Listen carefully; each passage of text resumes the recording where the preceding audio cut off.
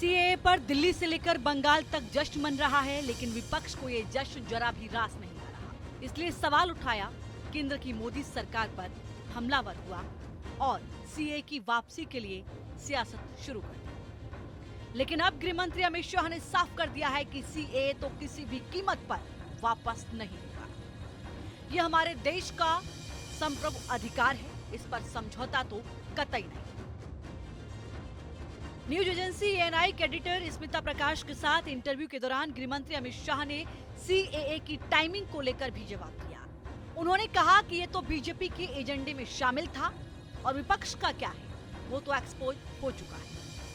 Bharatiya Janata party ने 2019 में अपने घोषणा पत्र में कहा है कि हम सीएए लेकर आएंगे और पाकिस्तान, अफगानिस्तान और बांग्लादेश के जो शरणार्थी है उनको नागरिकता देंगे। तो भारतीय जनता पार्टी का एजेंडा बहुत स्पष्ट है और वो एजेंडे के आधार पर हमें बहुमत मिला है। विपक्ष तुष्टीकरण की राजनीति कर कर, एपीसमेंट की पॉलिटिक्स कर कर वोट बैंक को कंसोलिडेट करना चाहता है। मैं उनको विनती करना चाहता हूं कि आप एक्सपोज हो चुके हो, ये मत करिए। सीएए नागरिकता लेने का कानून नहीं, सीएए नागरिकता देने का कानून है। गृहमंत्री अमित शाह ने एक बार फिर साफ किया कि सीएए को लेकर अफवाह फैलाई जा रही है, लेकिन ये नागरिकता लेने का नहीं बल्कि नागरिकता देने का अधिकार है। सीएए सिर्फ और सिर्फ 3 देश अफगानिस्तान, पाकिस्तान और बांग्लादेश से हिंदू, सिख, बौद्ध, क्रिश्चियन और पारसी जो जैन और पारसी शरणार्थी आए हैं, इनको उनका अधिकार देने का कानून है, नागरिकता देने का कानून है, जिससे इनके जीवन की वेदनाओं को हम कम कर पाए।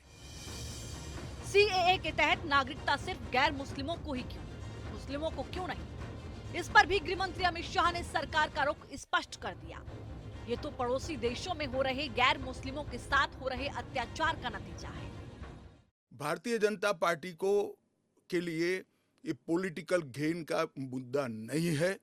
भारतीय जनता पार्टी के लिए, हमारे नेता नरेंद्र मोदी जी के लिए अफगानिस्तान, पाकिस्तान और बांग्लादेश से आए हुए करोड़ों शरणार्थियों को उनका अधिकार देने का मुद्दा है, उनकी वेदना से मुक्ति दिलाने का मुद्दा है और उनकी 3 पीढ़ी को न्याय देने का मुद्दा है, जो कांग्रेस पार्टी ने कभी नहीं दिया।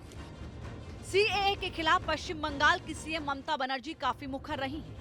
उन्होंने पश्चिम बंगाल से सीएए को दूर रखने की चेतावनी दी है। इस पर गृहमंत्री अमित शाह ने इसे तुष्टीकरण की नीति करार दिया।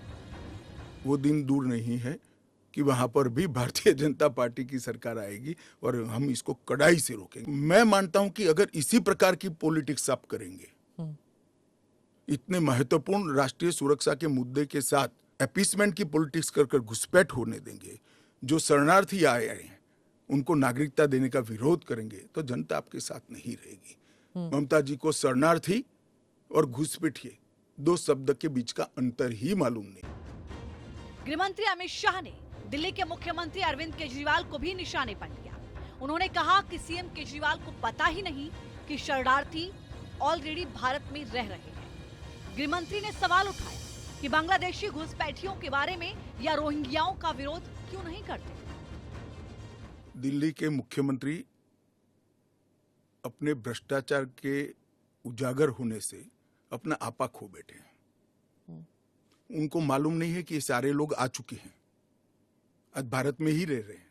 सिर्फ इनको अधिकार नहीं मिला है, वो अधिकार देने की बात है। 2014 तक जो आ गए, इनको नागरिकता देनी है।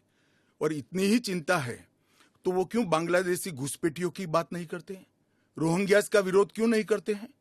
क्योंकि वो वोट बैंक की पॉलिटिक्स कर रहे हैं। गृहमंत्री ने इस कानून को पीएम मोदी की गारंटी करार दिया और कहा कि पीएम मोदी जो बोलते हैं वो करते हैं। उनका हिस्ट्री है, जो बोलते हैं वो करते नहीं है। मोदी जी का हिस्ट्री है, जो भारतीय जनता पार्टी ने कहा है, नरेंद्र मोदी ने कहा है, वो पत्थर की लकीर है। मोदी की हर गारंटी पूरी होनी है। गृहमंत्री अमित शाह ने सीएए पर सारे सवालों का न सिर्फ जवाब दिया बल्कि विपक्ष पर भी चोट गहरी की। जाहिर है चुनाव तक सीएए पर सियासत जारी रहेगी। Team news nation.